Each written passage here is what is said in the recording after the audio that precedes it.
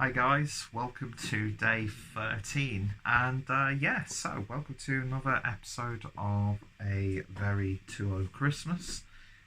Currently actually just editing previous episodes as I'm doing this, so keeping it all meta and fourth wall breaking. Obviously I've kind of forgotten what day it is, so I've definitely forgotten what number it is, and still not festive, probably won't be.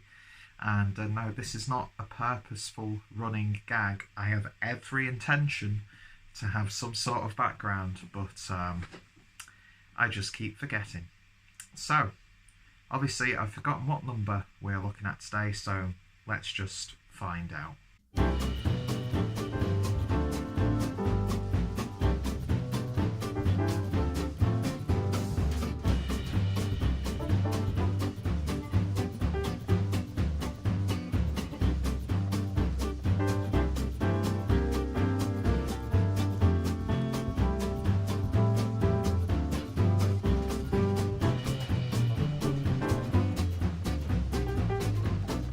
So today we're looking at a beer called Frostbite, which is described as a pale ale brewed with orange peel and pine needles.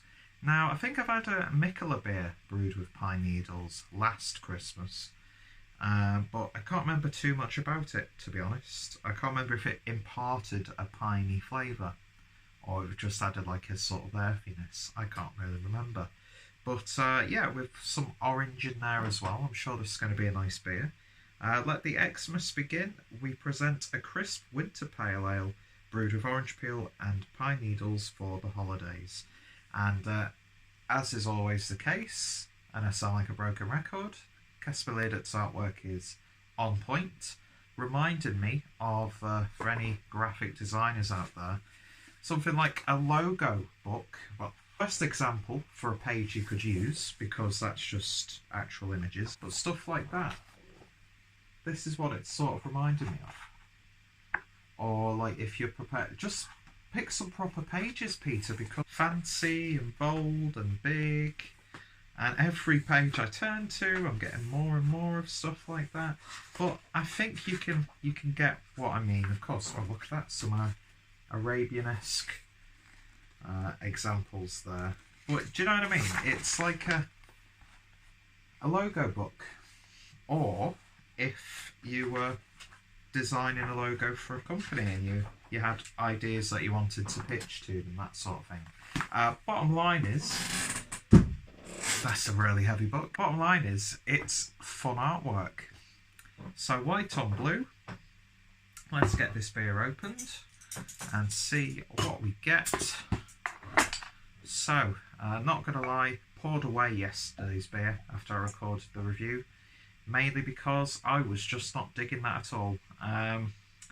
Yeah, triple style beers or tripel style beers, I'm not sure how it's properly pronounced because I'm an ignoramus, just really don't do anything for me. And yeah, I just got no enjoyment from drinking that beer. Like I was saying in the review, nothing down to the brewing or anything like that. It's just stylistically and flavour profile wise, didn't really tickle my fancy at all.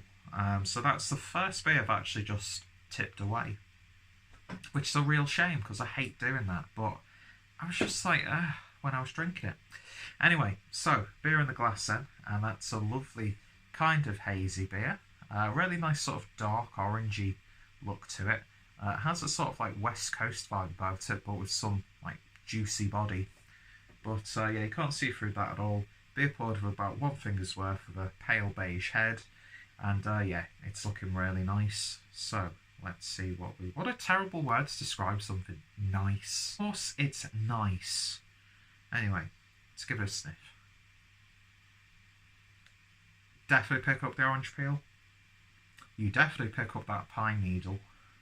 And not just in like hoppy pine character, you genuinely smell it. Joe, and you've always reminds me of when I was a bit younger, when we used to buy trees each year from a local shop, where now we've just got like a fake one and we just use that now.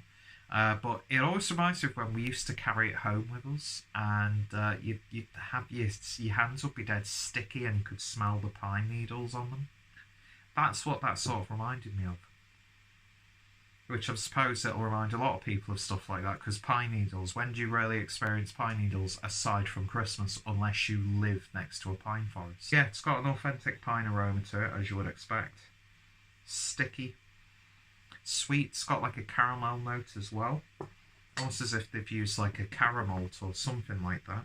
It's got like a cakey sweetness. Does it go into detail about what they've used? No, not really. Doesn't give you any sort of hop or malt profile. But yeah, it smelled like a nice hoppy pale ale, just with a bit of a festive kick. So let's see what it tastes like. Cheers.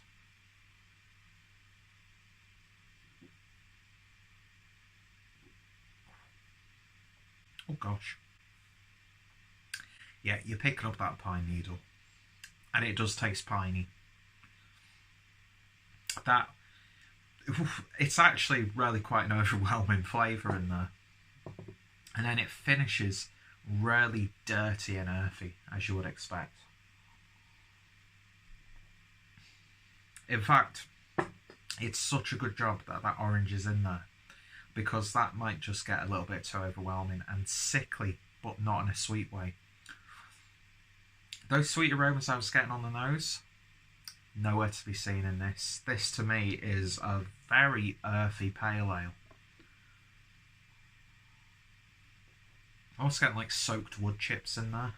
Very subtle smokiness. Yeah, they've gone to town on the pine needles in this, because it's got like this almost herbal character to it as well. It's very fragrant. You can almost like feel it lingering on your breath.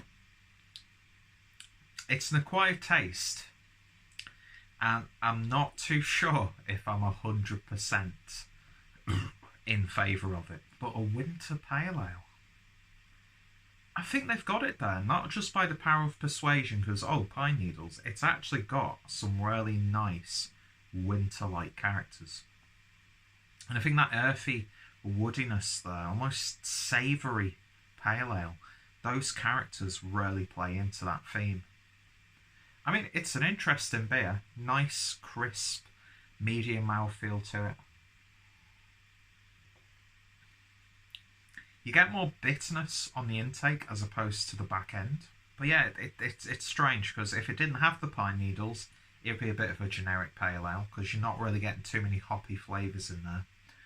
But at the same time, it's a really big piney flavour, and not in like a piney hop resin character, because you're not getting that at all. So yeah, that's it's like a pale version of that black ale that we had.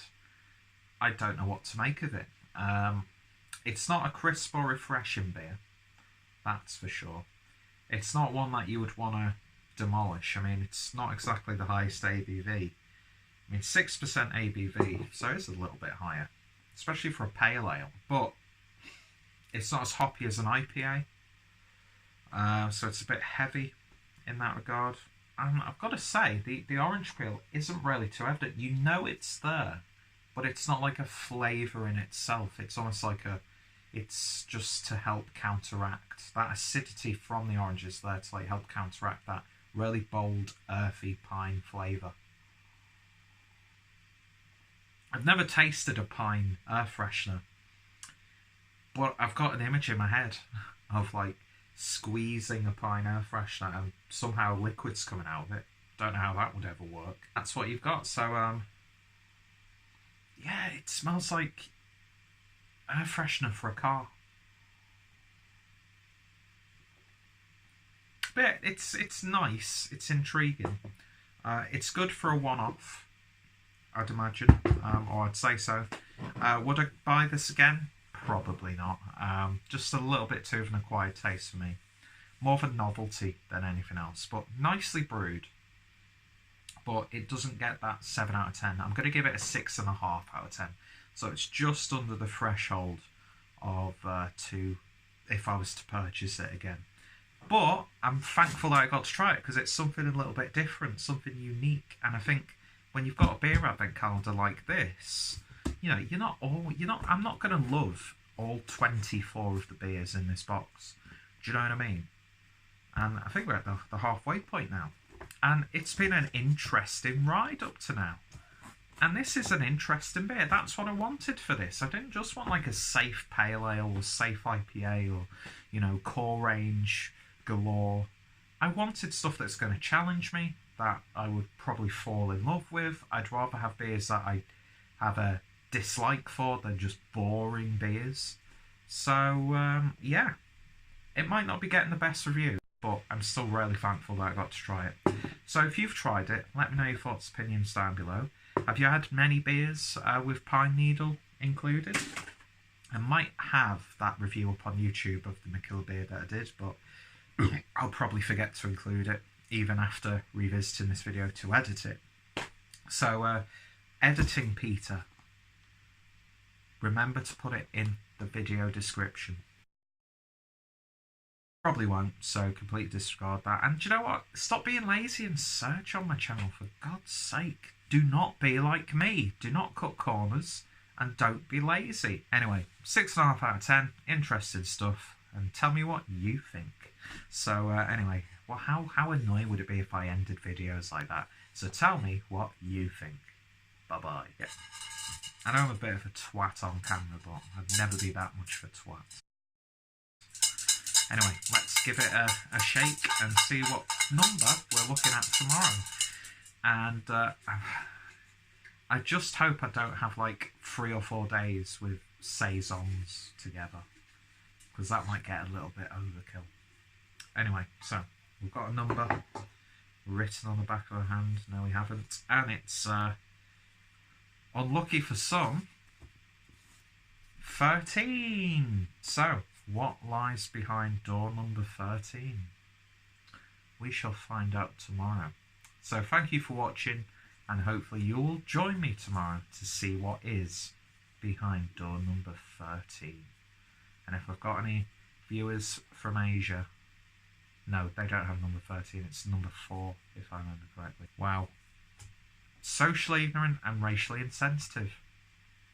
The clueless drink away, apparently.